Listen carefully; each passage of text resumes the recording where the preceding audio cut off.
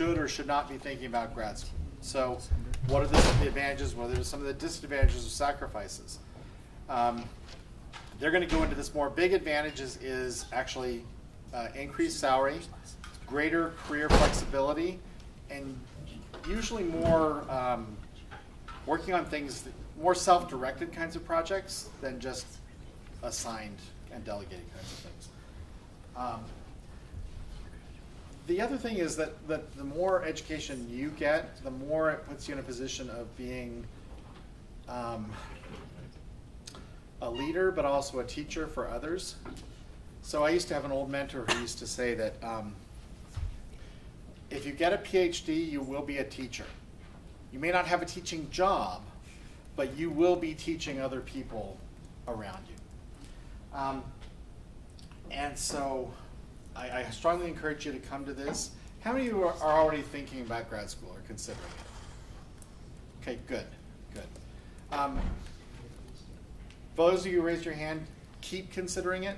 For those who didn't, it might be something that you want to consider. I must admit, coming right out of my undergrad, I wasn't considering it. And then I started to consider it more and more over the next couple of years before coming back to grad school, and then ultimately going all the way on. There's a lot of advantages to it, but there's some sacrifices you make during that time while you're still in school and your colleagues are, especially when you're looking out and seeing what kind of salaries they're making. But long term, the payoff is definitely worth it. So I definitely encourage you to come and just come to the colloquium.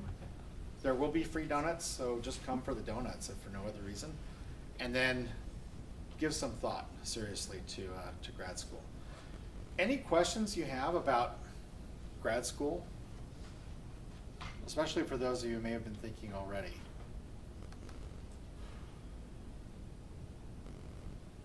Yeah. How likely to find somebody to pay for the course? Typically very likely. Very. Yeah. So some of it just depends on which program you go to and what you want to go into. Now, certain hot areas, you may have a professor that has only a certain amount of funding and they can only take on a certain number of students. But in general, the chances of finding someone willing to help fund it is quite high. Now, by funding it, that's usually working as a research assistant. So what you want to do with, ultimately, graduate degrees are about research. There's additional coursework you'll take, advanced coursework. You're usually taking fewer classes each semester simply because they're more advanced classes, a little bit heavier load that way, but then also you're working on research. But think of it as trying to take classes and working a part-time job. Well, the part-time job can be doing the research. So what you ideally want to try to have is where someone's paying you to work on your thesis or dissertation. And the chances are quite high with that. Sometimes they might have you work as a teaching assistant until you get to a certain point in your research where you're really able to sort of get some traction on that, and then maybe, hopefully, just a straight research assistant. Now, if it's just for the master's, it's perhaps less so, but definitely from PhD level students. Sorry, one other thing, it might be a little early, it might seem like it's early to be thinking about this, because many of you might just be thinking about, I'm just trying to finish school and graduate in April, and then I'm going to think about what I'm doing. Well, the same way you're going to the career fair and you're talking to employers now, because you want to get that lined up in advance, that's the reason we're also talking to you now about going to grad school. There's a lead time for your applications. Most programs will have application deadlines that are sometime between December and February. Some may be into March, but typically you're going to see sometime in December, January, February. Usually the earlier the deadline, or the timing of the deadline often correlates with just how many applications that school receives. So think about some of the schools that everybody wants to go to, they have earlier deadlines. Okay. Ours is mid-January. So think about that now. Also, you'll need to take, for most programs, you'll need to take at least the general GRE. And so that takes time to be thinking about. So be thinking while you're doing your job searching, or if you're graduating in April, be thinking about jobs, but also be thinking about take the GRE and get in your applications ideally by about Christmas time, but some will have deadlines a little bit earlier. Okay, so be thinking about this. It's not something where you can decide last minute, oh, I think I'm going to go back to school in a week. Okay, same way you had advanced application lead time coming out of high school to apply here, similar kinds of things, or similar kinds of deadlines. Any questions about grad school or anything else with that? All right, let's turn our attention back to this class.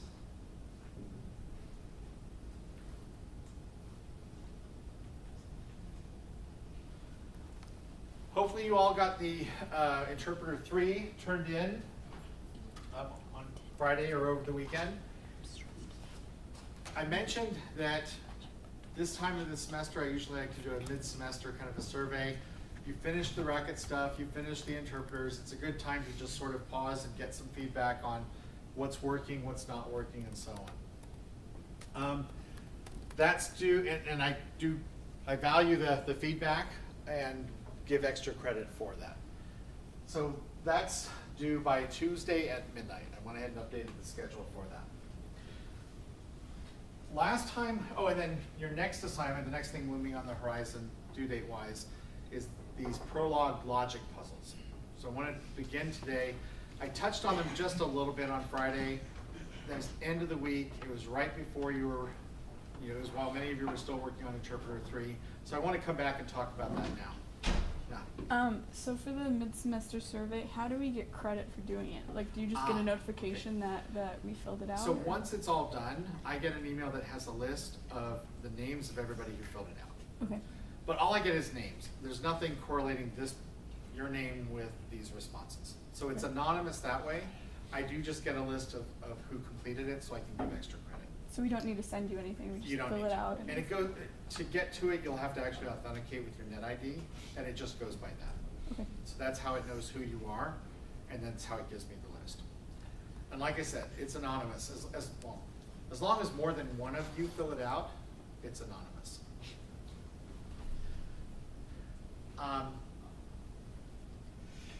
And I hope a lot more than that fill it out. So let's take some time and talk about this next assignment. You actually have everything all ready to complete it. Now it's going to take some downloading and installing of SWI Prologue and maybe some configuring there. It's going to take some getting used to how to interact with it and just working through some examples.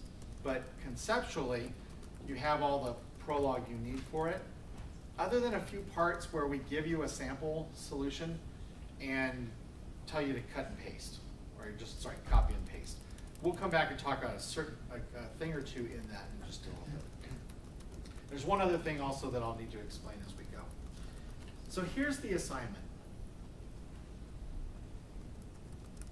So first off, we'll be working with SWI Prologue. There's versions for Windows, for Mac, for Linux. There's some pre-built binaries, or you can also do it through command line kind of install if you've ever worked with things like Homebrew or other kinds of things. There's also, again, an unofficial tutorial for installation here. The big thing, by the way, once you install it, is remember that with Prologue, there's a knowledge base with a set of facts and rules for inferring other kinds of things, and then you issue a query to it. So you'll run it from either a little GUI style REPL or just from the command line. The way that you run a program is you basically tell it to, in Prologue speak, consult a knowledge base, which simply says open this file and load in all the rules from it, and then you issue a query. So you can edit it in whatever editor you want to, and then in the sort of REPL part of it, you can either do it, if it's the GUI form, there's a little menu for it, or I forget the specific syntax, I think it's in square brackets, you put the name of the file, but double check the documentation for that. And that basically says, again, just go load that file as the knowledge base, and then you issue a query to it. So the deliverables then for this one is you're going to be doing 2 logic programs. Yeah? It should be noted that for Bionic 18, so Ubuntu 18.0.4, they don't have a Bionic release in their stable branch, so you need to use the develop branch instead. Okay. Just something to point out. Yeah, the joys of Being up to date. being up to date, right. Everybody who upgraded their Macs to Mojave is experiencing that with all the other things, so it's not just Linux. All right, so what you're going to be working is a couple of logic puzzles. So there are these kinds of logic puzzles that you may remember doing as a kid, and I touched on this a little bit last time. So, example of a flower shop in town, you've got 4 different people buying flowers. 5 different customers buying flowers, 5 different items that they purchased from the flower shop, 4 or 5 different possible events. And you're given various and they're all 5 different people, 5 different gifts, 5 different events. You'll have to encode that as part of your Prolog solution. So you get things like Jeremy made a purchase for the senior prom. Okay, you can go down and say, all right, Jeremy, senior prom, check. Right? If you were doing this by hand, how many ever worked these as a kid? Okay. So this is where you can go through and you can just put a check there, but also you know Jeremy did not purchase any of the other 4. Also, none of the other 4 people purchased something else for the senior prom. So make sure to reflect information that way in the table if you're doing this by hand. In the end though, this is just to help you, the reason they put these in puzzle books is this is to help you figure out the solution. You're gonna get certain things that this is definitely part of it, other things where this is definitely not part of it. There are gonna be some times where it's ors, it's this or that. And so you're gonna have to keep that in mind as you solve. And then once you've gotten all the information, you have to sort of come up with a possible solution that's going to work. That maintains the unique 5 different people, 5 different items, 5 different events. And so in the end, you will have a table that says these 5 customers each picked this respective, this type of flower. So there's 5 different flowers, right? For this different event and also this item. So this table is your goal. So when you're coding this for the Sudoku solver, we actually give you a little skeleton of something that actually prints out. You're going to build a table that's actually going to look like this, a 5x4 table. It's a list of lists. So it's a 5-element list of 4-element sublists, and we give you some stuff to print that out, or at least an example of it for an example solution. So you need to take all these rules and make sure to encode them. Now, to help you make sure that you've actually, so if you glean all the pieces out, there's one solution. If you overlook some things that would eliminate certain possible solutions, it's possible that you might have what's called an under-constrained solution, multiple possible solutions.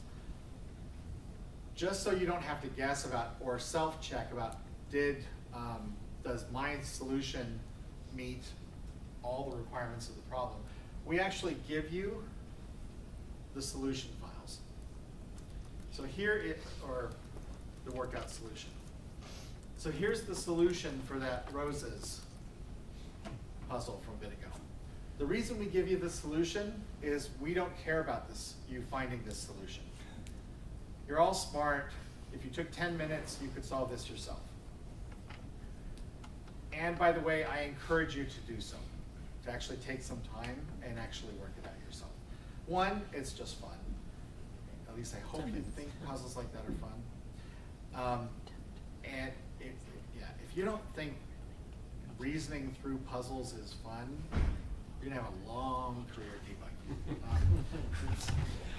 But also, the process of doing this by hand will actually show you what, it'll make sure you're getting all the pieces of information out of the clues that are given. And also, the process for solving it, you're gonna see a lot of what Prolog's doing under the hood. Cool. Again, we don't care about this solution. What we care about is your Prolog code that generates this solution.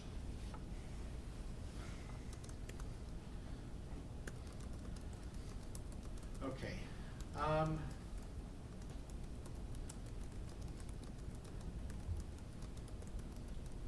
So to get you started, we actually give you a sample solution to a third puzzle. So you'll be working this puzzle, Rosie's Roses, you'll be working Schools Out. Make sure to glean, by the way, again, every piece of information from it. So for example, there's a part that says, if the woman who is going to Virginia is the English teacher, then she is Ms. Appleton. One of the pieces that's often overlooked is that implies that the person going to Virginia, the teacher going to Virginia on vacation is a woman, right? So you know it's not either of the two men. So just, again, make sure you pick every piece out. So the one that we give you is,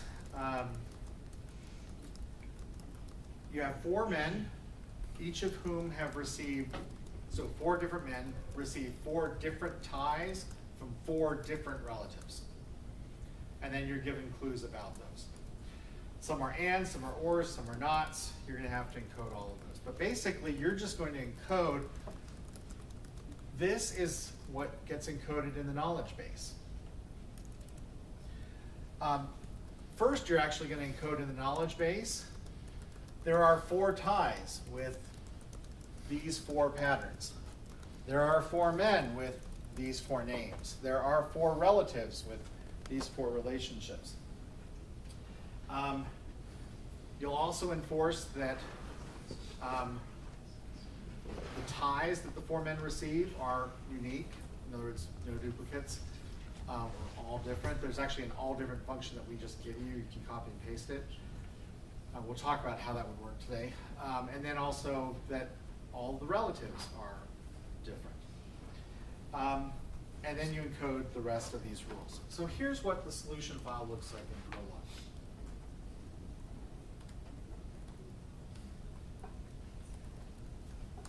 So this one's commented as we go, just to sort of show you what each part's doing. So first you establish there are 4 ties. Cupid's is a tie, Happy Face is a tie, so 4 possible. If I say tie X with a variable, there's only 4 solutions. Okay. Similarly, there are 4 men and 4 relatives. So this establishes the ties, the men, the relatives. So for each of these 4, the way this one's constructed, and you could flip this and use any one as sort of the base. For each of these 4 men, Crow, Evans, Hurley, Spiegler, there will be a variable to be solved for, which is what kind of tie did they get, and a relative to be, another variable to be solved for, which is which relative gave it to them. So we'll set these up as variables. Remember, capital, an initial caps, or initial capital letter indicates a variable.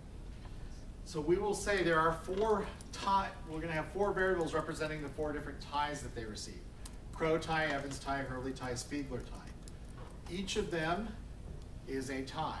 Now let me actually back up to this part. I think I may have touched on this last time, but this is important. Remember that in Prolog, your query is some sort of goal for it to solve. Either the truthfulness of it or find an assignment of variables that makes it true. So it's not uncommon in many systems to actually have just a single goal that this program, if you will, is trying to solve for. And so you may establish a goal which is just called solve. This is the Prolog idiom equivalent of invoking main to start your code. Prolog doesn't know about it though. You just would type that in as the query. So Again, it's just a programmer idiom. A lot of programs will have this. So the high level goal is solve, and solve can be satisfied or met or shown to be true. Remember, it's trying to prove the truthfulness of it. This is true. Remember the structure. You have a goal can be shown to be true if some number of sub-goals separated by commas, meaning and, are satisfied. So this means I can solve the puzzle if all of these are true. And so you'll notice the whole rest of it is one long comma-separated run-on sentence.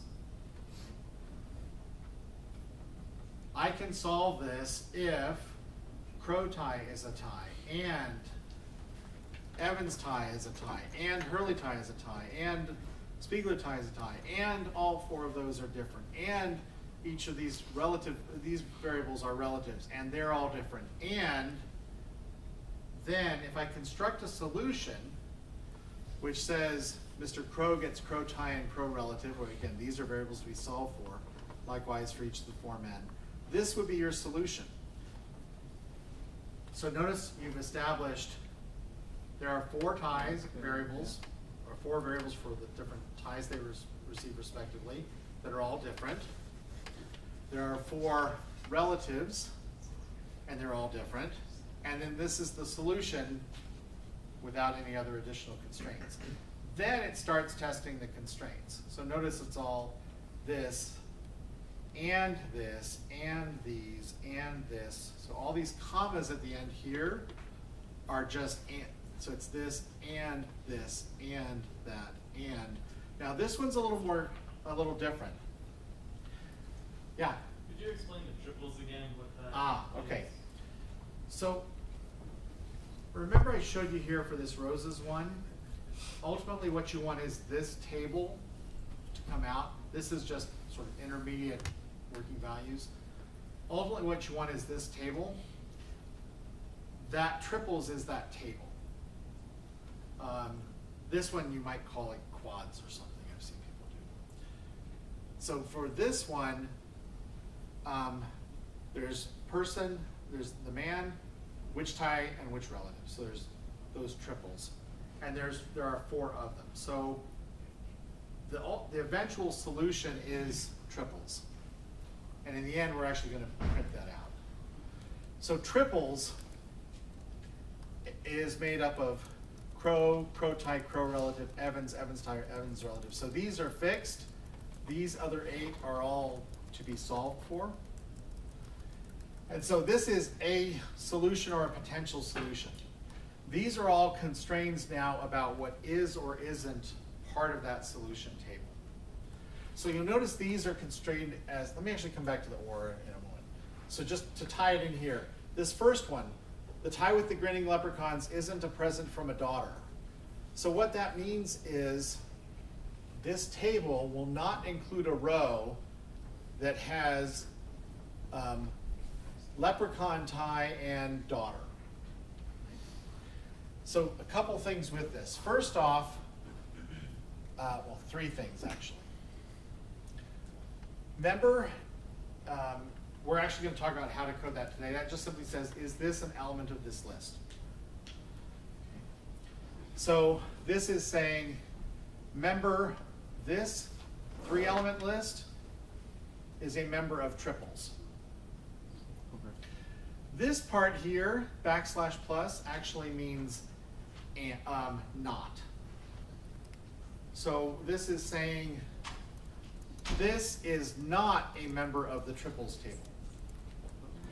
The underscore here is the only information we have from the clue is that the tie with the grinning leprechauns wasn't a present from a daughter. Nothing about the person who gave it.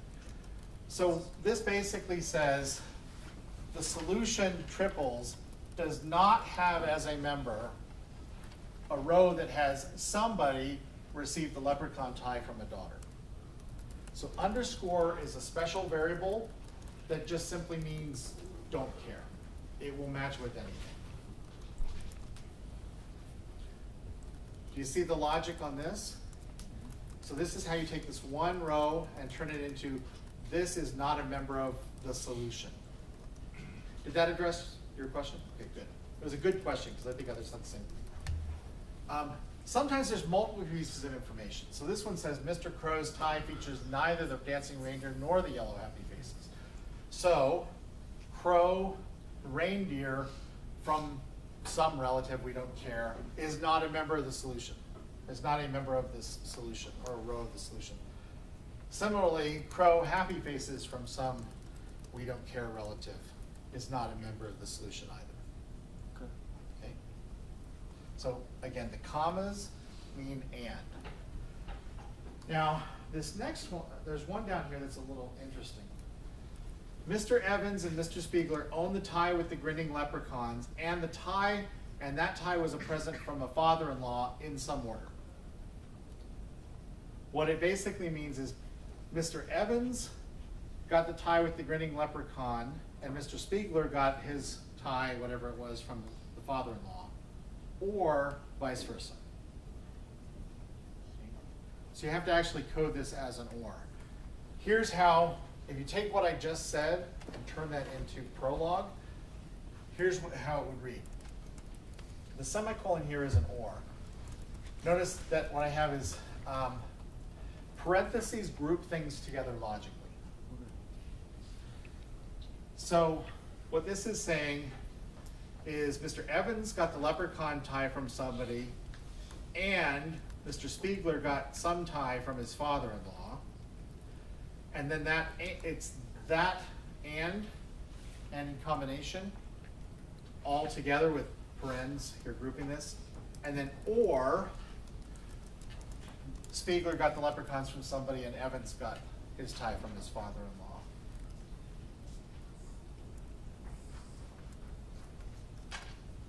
Make sense? So the same way in logic, you may say A and B all together, or C and D. You'd have a combination like this. So commas are and, semicolons are or. Parentheses group things logically the same way you would if you were just writing out something in logic. Questions so far? Or any other questions? All right. Now, we're going to get into it as we go, probably next time talk a little bit more about how it tries to solve, but I've already been talking about it as we go, which is depth first search with backtracking. So it will try to satisfy these things in order. It will first try to assign a value to crow tie. The fact that these are on the same line doesn't mean anything, it's just purely readability. So we'll assign a value for crow tie. All right, well, the first possible value for so it will assign to the variable crow tie such that it is a tie. Well, the first value for that is cupids. Then it's going to try to assign to Evans tie, and it's going to try to pick a value, and it's going to pick cupids. And Hurley tie, cupids. Spiegler tie, cupids, because those are all ties. Well, it'll pick 4 cupids, and then it fails with this all different test. So all different just simply makes sure that all the elements of a list are different. And so it's going to keep, and there's a note here that there's more efficient ways to do this. And we'll talk about that over the next couple of days. But it'll keep going with this until you finally come up with an assignment to these 4 variables that are all different. And then it will go through, and through a similar process, come up with some combination of the 4 relatives who gave them the ties respectively that are all different. And at each point, it'll just backtrack back as it needs to. Then it builds this solution, triples, and then it's going to see, is there a row that includes leprechauns and daughter? If there isn't, it will just keep going on. If there is, you backtrack back to where you made your assignments of variables and you try something else. You see the process that it's using? So what it means is it will keep going down and then backtracking as needed. Eventually, once it finds a solution that meets all of these tests, all the way down through the sixth, because there's 6 items here, we just group them together, even though some of them have multiple pieces. Once you get down to there, you actually have a solution that has met the problem, or has met the problem constraints. And so the only thing left is to actually tell what the solution is. Now there's a couple ways to do it. One would be to actually put a variable here on the solve, and then the solution would basically be in that solved for variable. Another is that we're just going to have you print it out. So let me explain what this is doing, these tell directives. Remember, you can have goals that can be expressed in terms of other logical sub-goals. So don't think of this, it's really tempting to think of, oh, this is a helper function. Well, it serves the same place conceptually that a helper function might, but you can think of, here's a goal to be solved, and here's some, or logically, and then here are some logical sub-goals. And it might be clearer to express those separately. So we're going to create a sub-goal called tell, that's x, y, z, only 3 variables. This is going to use a special relation called write, and also one called NL. Write is it's a relation that will simply cause, first off, it always evaluates to true, it cannot fail, and it has the side effect of writing out whatever your, whatever the element is. It's tempting to say passing to it, and here it's almost accurate, but it's still whatever you provide here as part of this relation gets printed out and then evaluates to true. So when you say tell x, y, and z, it will write this, and it will write that, and it will write this all the way. And then there's one other one called NL. Want to think real hard about what that one would mean? New line. New line, right? So this will just simply write out a row of your table with a new line at the end. And so this just simply says write out the first row, second row, third row, fourth row for each one. Cool. Right? This is the all different. Next time we'll talk a little bit about this, actually possibly by Friday, we'll talk about this cut fail idiom. But the logic is in essence, the elements of a list are all different. If the first one is not a member of the rest, and the rest are all different. See the logic on that? Oh, and by the way, one thing is trivially true for all different. Notice it's really the same kind of base case and recursion that you're used to coding with working with other kinds of lists. Do you feel like you could go out and start working on it now? Okay, I hope this time was well spent. I hope it helps give you some traction on the problem. So I want to use the remaining time. Let's actually talk about how you could code member and some other things with list.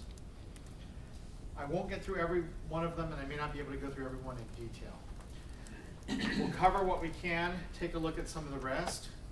All these slides are distributed and available. Oops. Just through Learning Suite. All right, so let's look at this member.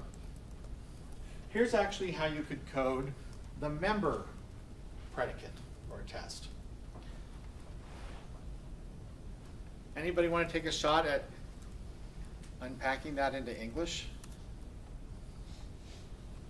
What's the first line saying? Oh, sorry. Remember, I mentioned last time, lists are in square brackets. So you can have a comma-separated list of things, or you can write it as the first, especially when you're writing it as a pattern, it's the first vertical bar rest. Okay, so first vertical bar rest. What's the first rule saying? It's a member of itself. not just a member of itself. So X is so the form of the predicate is this first thing is a member of this list. Okay, and you're trying to determine yes or no. So what's the first one saying? That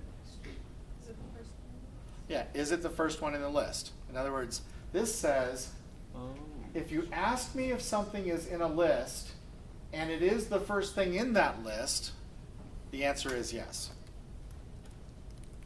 Okay? So what will happen is if I do something like this,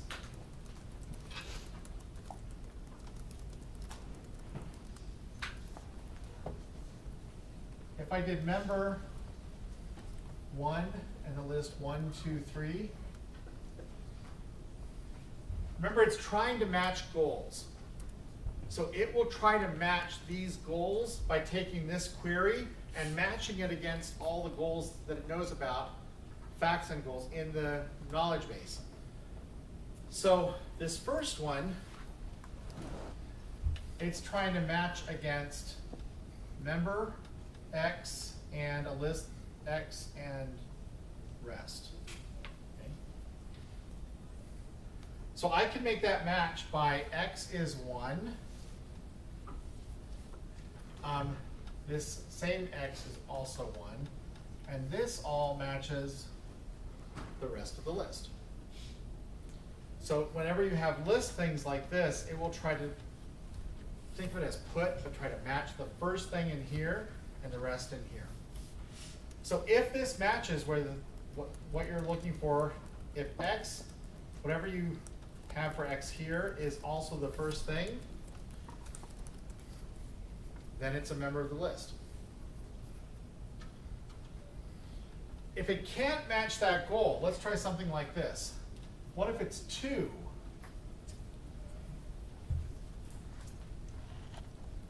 And so now it's trying to match the second one. Right, so everybody agrees this one wouldn't match the first rule, right? Because it doesn't, what you're looking for isn't the first thing in the list. So it will go and say, oh, do I have any other rules by which I can satisfy member? Oh yeah, here's another rule. Want to take a shot at explaining or unpacking that second one? Yeah. Is that saying if X is the first thing in that list, return true, otherwise return if X is existent in the list at all? Right, so the first part you said before the, is this first rule. So if X is the first thing in the list, that is a member, period. No other conditionals on that. And then you said or, right? Now you notice there's no explicit semicolon here. There's just multiple ways of showing membership. So I could show membership if it's the first thing, and the second one is the rest of what you were saying. That, so how would you describe just this second part? In other words, how could this, or what's this saying? Is that saying if X is, it's checking if X is in either the first position or in the list at all? Right, so this rule is testing to see if it's in the first position. And by the way, it's going to stop at the first rule it matches that it can satisfy. So this says if it's in the first position, great. Yeah. Oh, and then the second part saying, is X a member of the list? Sorry, X is a member of the list if X is in rest. Exactly. So this first one is X is a member of the list if it's the first thing in the list. The rest is saying otherwise it's a member of the list if it's a member of the rest of the list. And this is exactly how you would code this if you were trying to write this in Racket or some other recursive processing of a list, right? If you're searching to see is something a member of the list, is it the first thing in the list? Great. If so, stop, return true. Otherwise, recursively test to see if it's in the rest of the list. You'll notice that there's no coded base case here for an empty list. And the reason is, once I get down to the part where the rest is empty, it won't match these. It doesn't have a first thing. And so it fails. There's no rule for satisfying it. So sometimes you don't always code the failure rules for base cases. You just code the ones that can lead to a successful solution. Questions on this one? Yeah. So is the y arbitrary? No, the key thing is it's a different variable than the x. That's the only difference. Otherwise, you'd actually have, so this one has x in both places, the same x. So wherever a variable occurs, wherever a variable with a particular name occurs in multiple places, it must have the same value across all of those. So this says if x is the first element of this, and this is if x and the first element are different.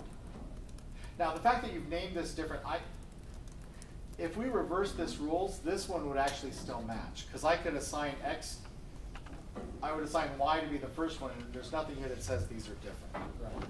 The is different simply because it comes from the fact that this comes after the test that would have matched if they were the same.